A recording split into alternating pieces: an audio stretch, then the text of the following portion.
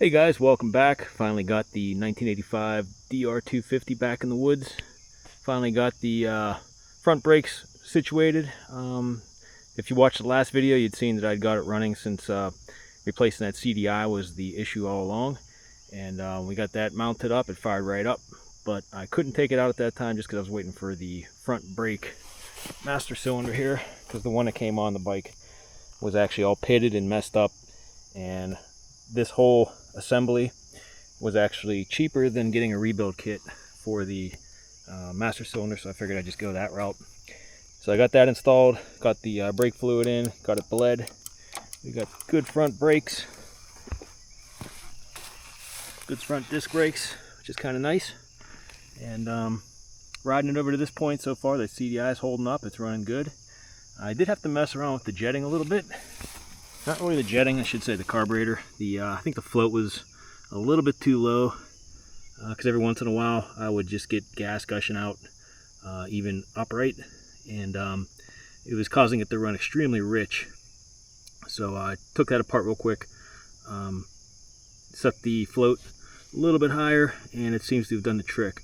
And I have the fuel screw still turned 1.5 turns out, which is the stock settings, since this bike is basically all stock and really not messed with at all. I think what happened with this bike was the CDI probably went out years ago, and the original owner, from the guy before the guy I bought it from, the kid, I think it sat for a long time when they couldn't figure out that it was the CDI, because they probably saw what I saw, where it was actually sparking still, so they didn't actually think to replace that. You know, it took me long enough to kind of gamble on that to figure it out, so I can understand that. When you see it sparking, you think the electrical system's good, but that's not always the case. So as far as I could tell, this bike does have the original tires on it still. These are IRC Vulcan Enduros, and I'm pretty sure these are stock. The stock tires in this thing from back in '85.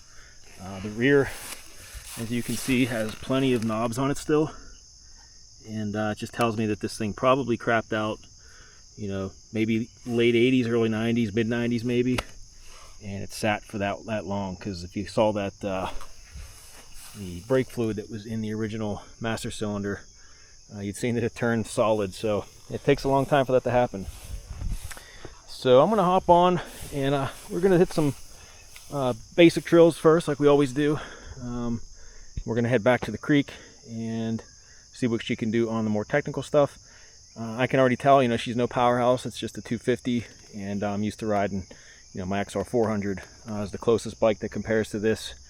And unfortunately, I never had an XR 250 to really compare, but I got that XR 200. I can tell that it's got obviously more low-end grunt, but it really doesn't have much power up top. So comparing it to the 400 is just not fair, because that bike has more power all the way around, being that it's 400 cc's, obviously. Not to knock this bike at all, but that's really all I have to compare it to that's in this same league, you know, air-cooled 4-stroke. The XR 200 is probably the best bike that I can compare it to right now. A friend of mine did have an XR 250 back in the late 90s, early 2000s, and I remember riding that, but I think it was a 280 kit by the time I rode his, so I can't really compare that either, and it's been so long I don't remember what it was like, to be honest. So we are going to hop on now. I got it down to the point where this is pretty much a 1 or 2 kick bike. I just got the procedure down, and we're going to hop on and hit some trails. Enough talking. Alright, so I'm going to try ultra wide settings on the camera. Hopefully it doesn't look too weird, but I kind of find that the ultra wide shows the elevation changes better than if it was on standard definition, or standard, you know, wide, or D-warp, or whatever it's called. There's standard, D-warp, wide, and then ultra wide. So I'm going to try ultra wide. So hopefully this comes out good. All right, kill switch is actually a button you got to depress. So it's going to be in the run position. It's already warmed up, so I don't need choke.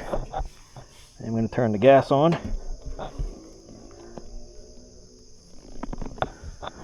All right, and we're just going to give it a couple primer kicks with the decompression lever right here, and a little bit of gas, and then we're going to get it to pop dead center, and usually one kick does the trick.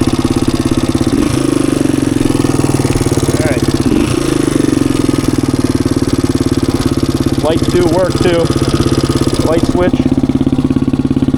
Just running lights. I'll leave those off for now.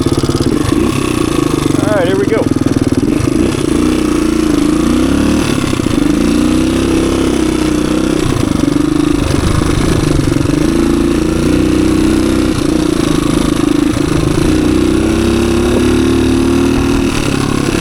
Yeah, right off the bat, this feels a lot like the seating position on an XR. Very plush suspension. Very soft seat, and it's more of a sit-down bike most of the time, just like the XR. So I feel at home on there already. Having the front disc brakes is nice. You know, the XR 400 has front and back, but I think the XR 250 of this era, I'm not sure if I know they had disc brakes eventually, but I don't know in '85 that they did. They had disc brakes up front at least, eventually on the XR 250.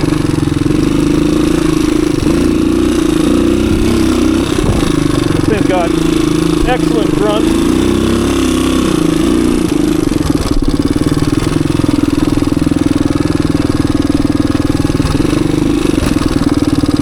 This thing is no featherweight by any means, but you know, just like the XR, it's a heavier bike, but it doesn't feel heavy when you're on it. At least that's the way I feel on it. So you got to pick it up if you fall.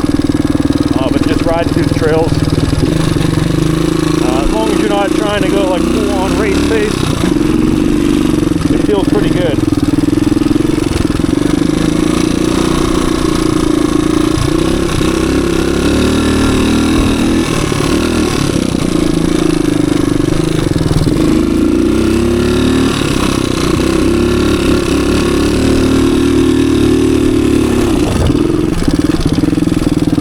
Gear right now. Got a pretty decent hill right here. I'm going to try in second.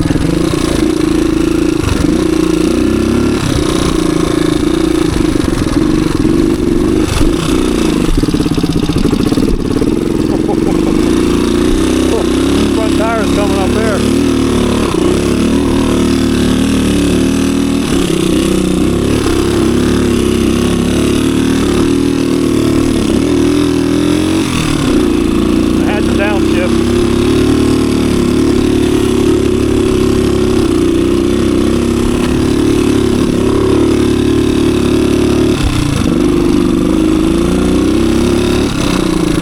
Pretty good.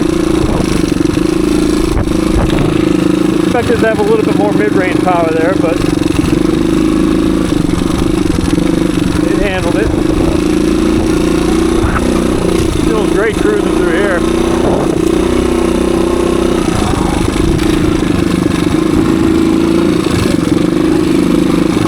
I can already tell this bike likes to be in the lower revs most of the time.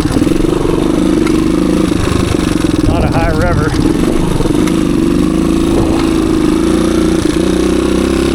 I'll say most of its power is right off the idle, and up to mid-range is where it's just all low end. That's great for a trail bike. Stuff like this back here. I don't think I'd want to use it on any open stuff, but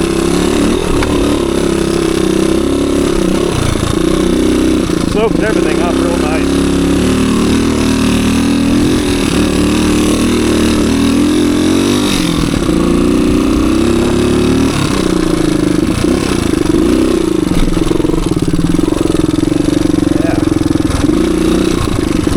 Easy enough to loft the front tire over the logs so far. The real rutted up rocky section here, we'll see how it handles this.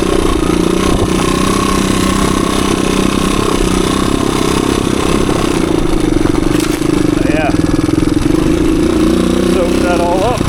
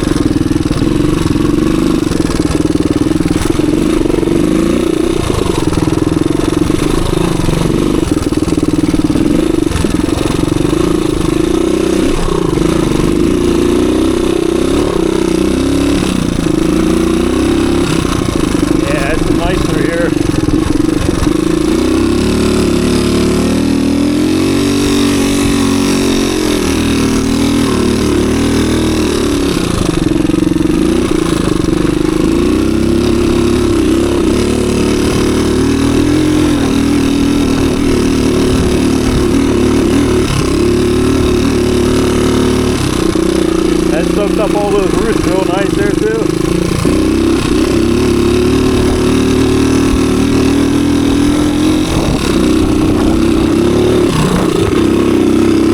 Alright. Yeah, gearing feels really nice too. Every gear is really usable. Excuse me. Sometimes you find that first gear is almost useless. Kind of like the XR200, unless you're crawling on the side of a hill.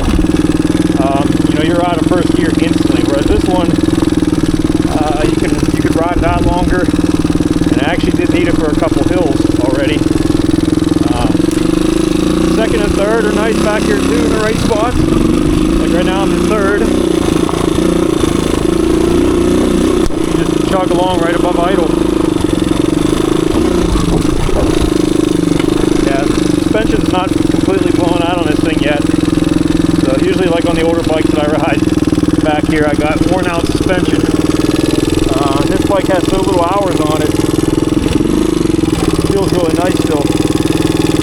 So I'm going to pull this up against the tree here, give it a once over, make sure everything's holding together, and then we will head over towards the creek for the more technical stuff.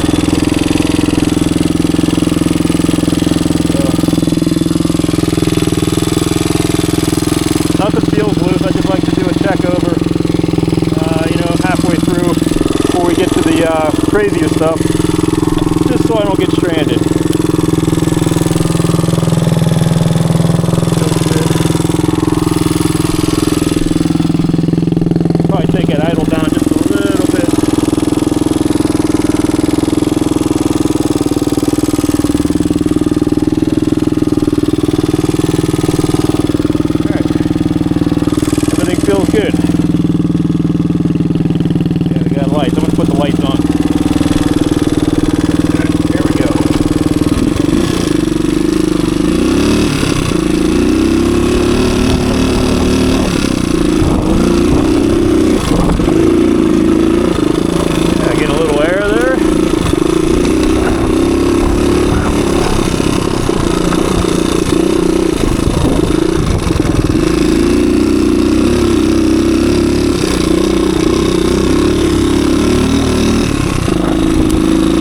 Feel really good. Rear brakes drum, they don't feel bad. You know, if you get the drum cleaned out and sanded, and you got good shoes on there, the drums really aren't that bad until you get them wet. But I never really have a problem with them. Yeah, this suspension really feels nice back here.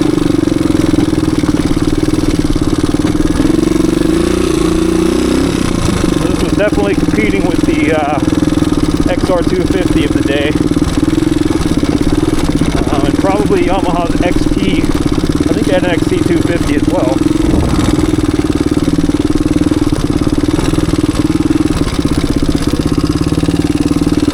And Kawasaki, I don't know if they had KLX at the time, 250. I think they did. I'm not real versed on my Kawasaki's. I'm pretty sure they had a mid-sized 4-stroke back then too. And I'm pretty sure the main battle was always with the XR250.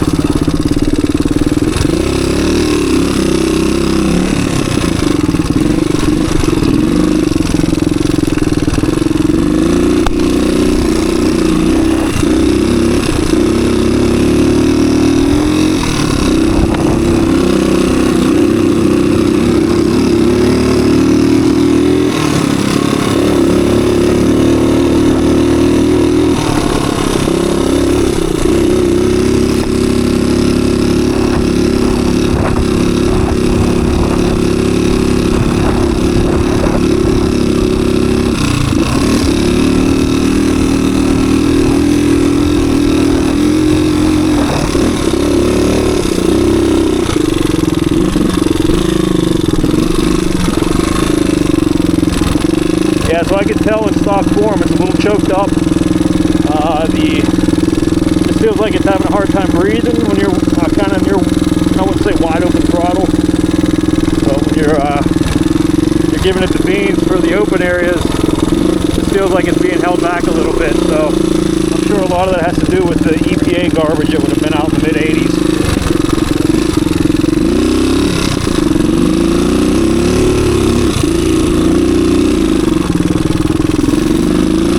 And I'm sure putting an aftermarket exhaust on here would probably really open it up.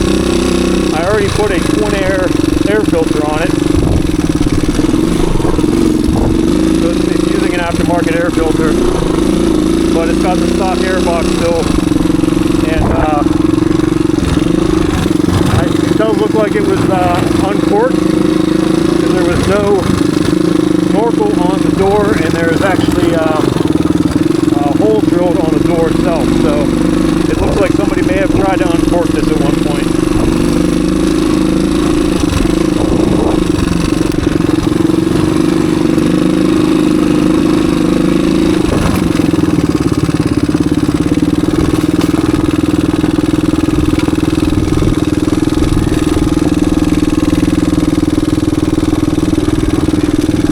Put the front disc brakes to a test here, coming down this gnarlier hill.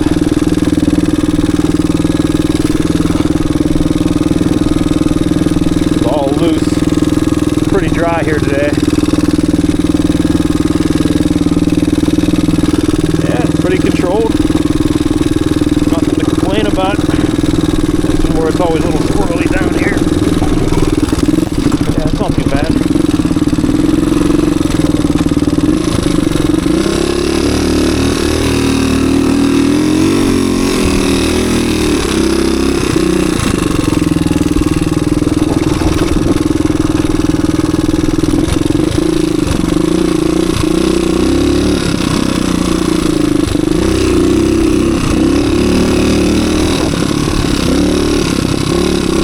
Tractor here.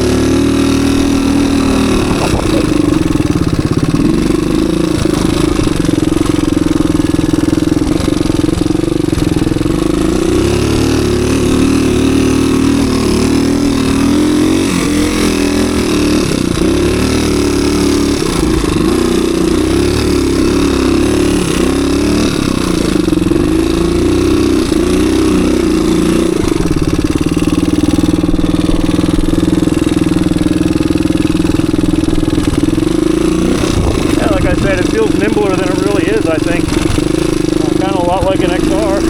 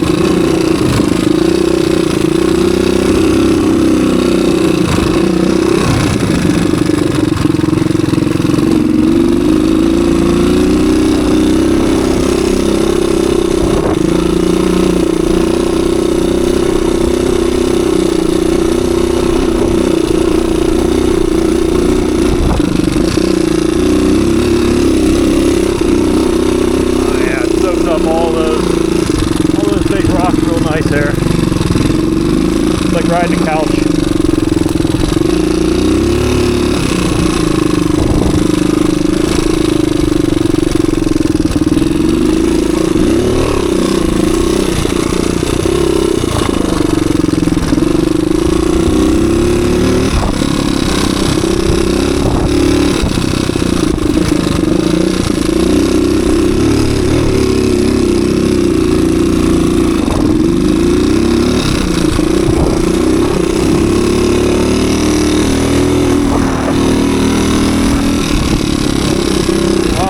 Down to the creek now, and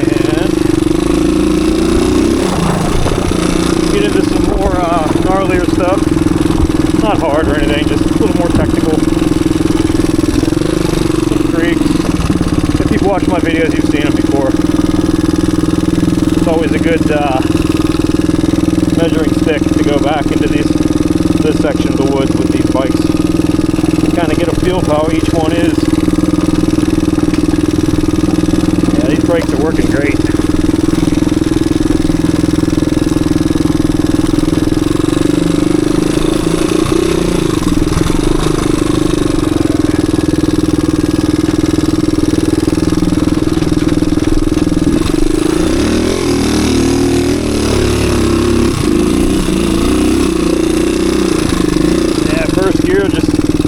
Chugs over all that stuff, no problem.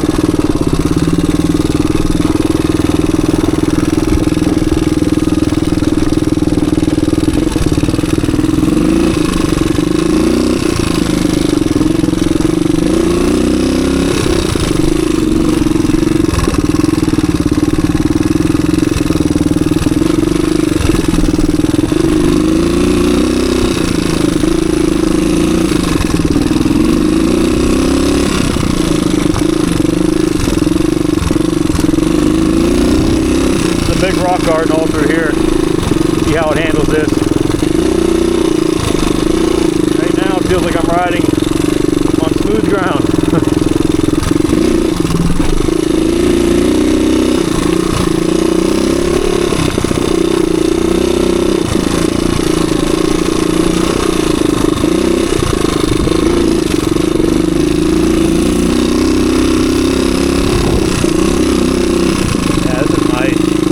Nice cruiser bike.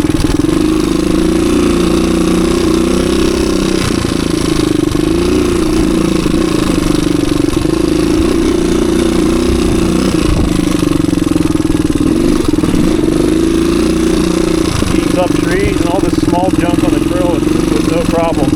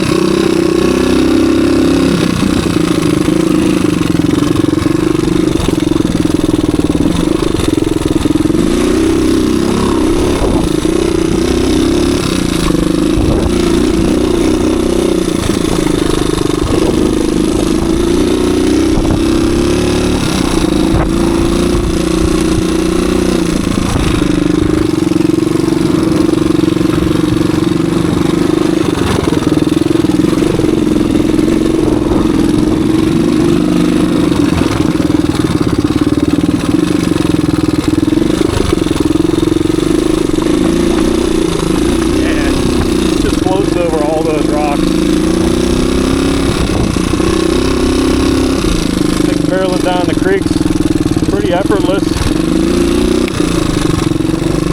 And like again, I'm not going race pace or anything. It's a pretty decent cruising pace, and it's soaking it up all nicely.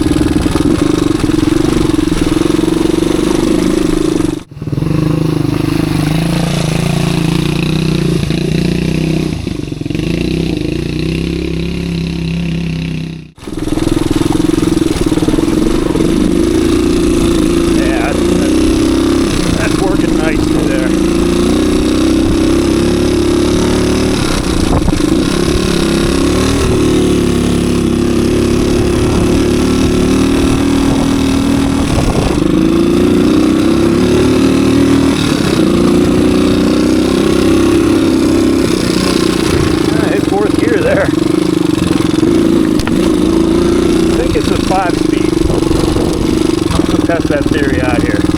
Once we get to a more open spot, we'll see how many speeds. I'm pretty sure it's 5. Go crawl down through this creek a little bit.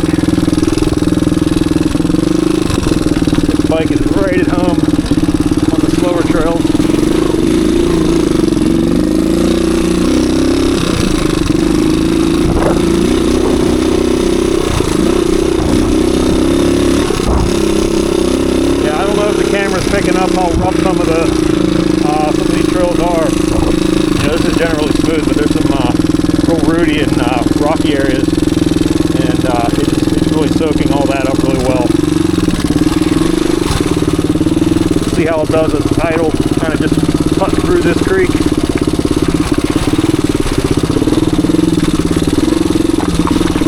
Gives you a good indication of the throttle response at low RPMs.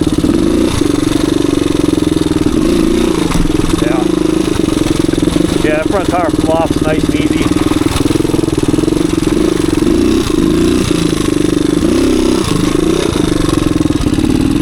Those trees are nothing for it.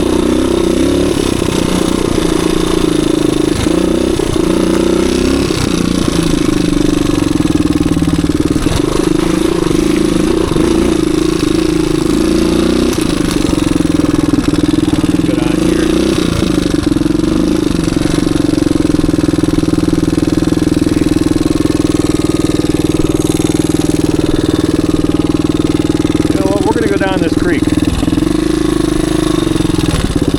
There's a pretty big tree to cross here too. I want to see how it handles that. Right there.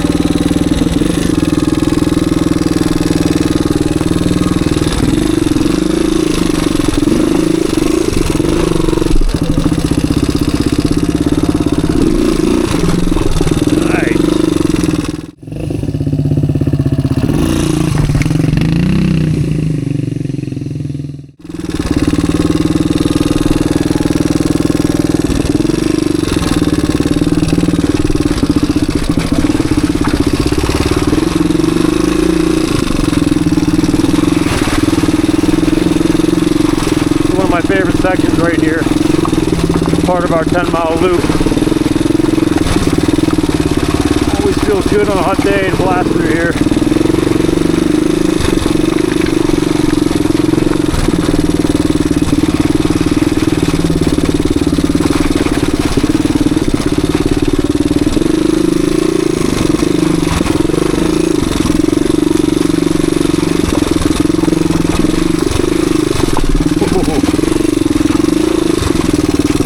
These 39-year-old tires aren't really gripping the rocks like the newer ones do.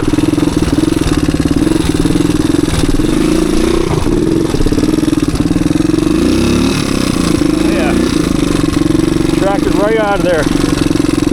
It's all good.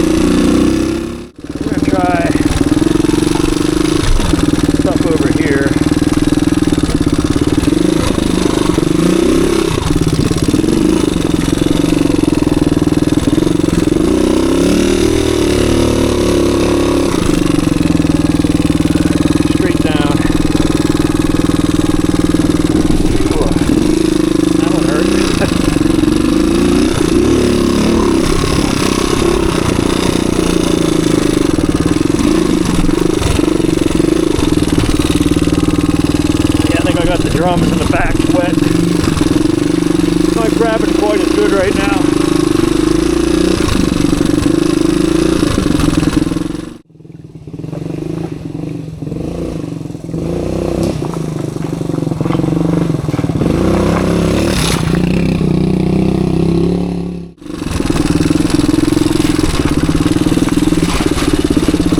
Very slick rock right through there.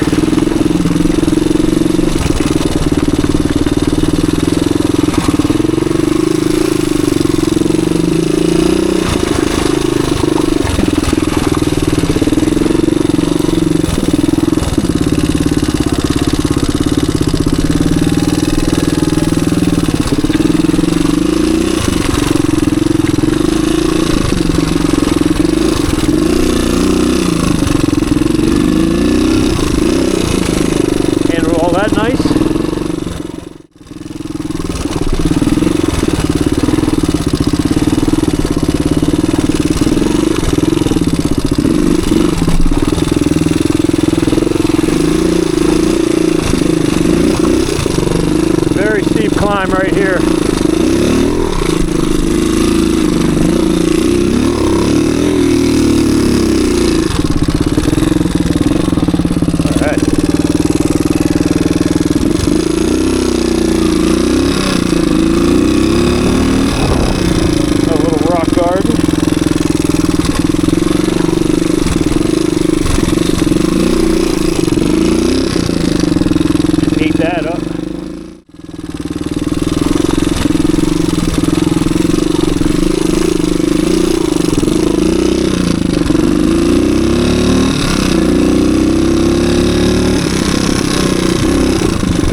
More tight stuff.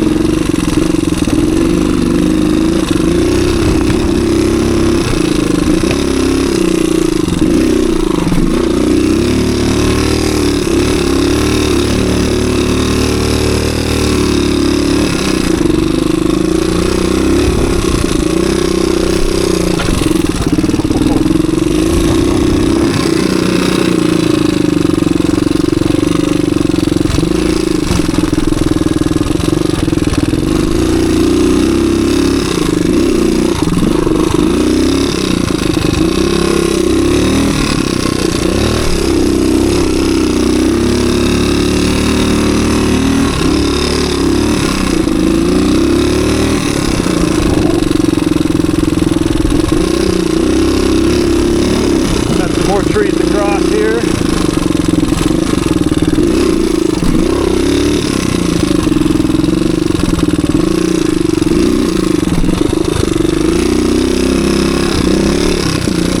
Yeah, she lost the front end real easy. Makes those tree crossings a breeze, really.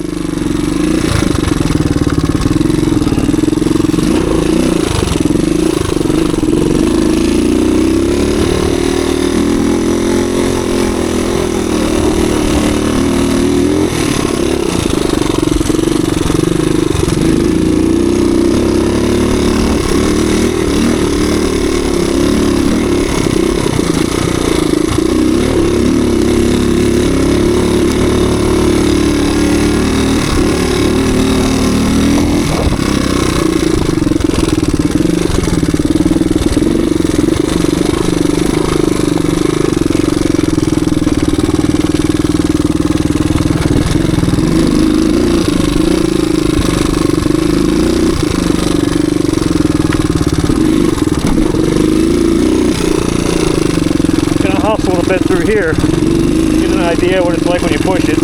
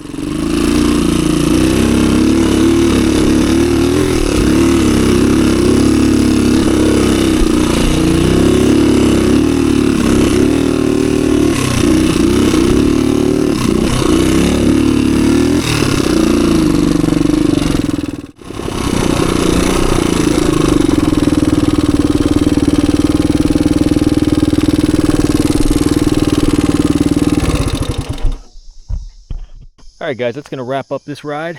I was pretty happy with the bike overall. It ran pretty decent. To be honest, I was a little bit underwhelmed with the overall performance mid-range and up.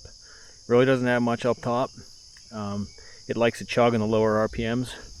And part of that might be because, like I was saying, this is mid-80s, and they may have had it choked up on purpose for smog-related stuff. But, you know, this is the off-road model, so I don't know that they go by the full EPA rules for this bike, but it just seems like it's really choked up. I mean, it might be that stock exhaust that's on there. I don't know if anybody has these bikes and wants to chime in if they've had the same results with a stock 250. This is my first DR, so I really can't compare it to any other ones, newer ones or older ones.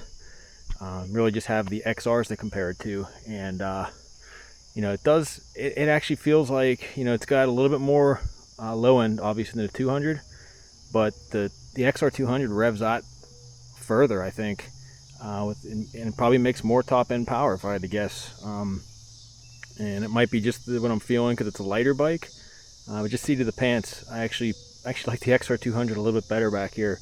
Not that this was bad, and I'm not saying this was a bad bike back here by any means, because it chugged along pretty nicely in the slower stuff. It's like the XR in a lot of ways, where it's like a big anvil. You just kind of point it, and if you got rough terrain like rocks and roots, it just soaks all that up, just because it's such a, you know, big heavy bike, and it kind of flexes quite a bit.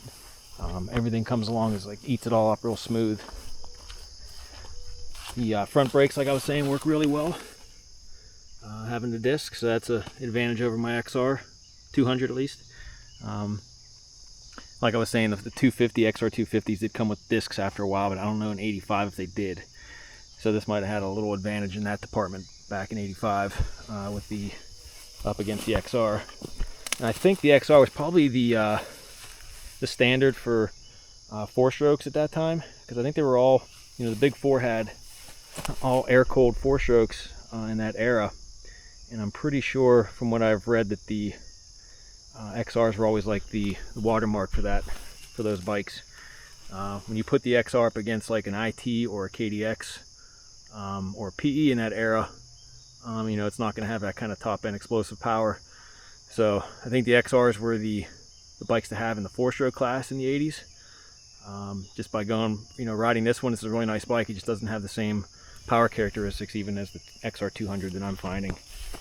But it rides really nice. It's a nice, comfortable bike, great woods bike. And like I said, if anybody watching is a DR owner, and you have any tricks to uncork this, it's probably just a matter of, you know, the normal exhaust, airbox, and rejet. So if it's that simple, it might be worth doing. But I'll probably leave this stock just because I'm gonna end up selling this bike, and you know, someone might want a completely stock 1985 that has the original tires on it still. So I'm just gonna leave it alone.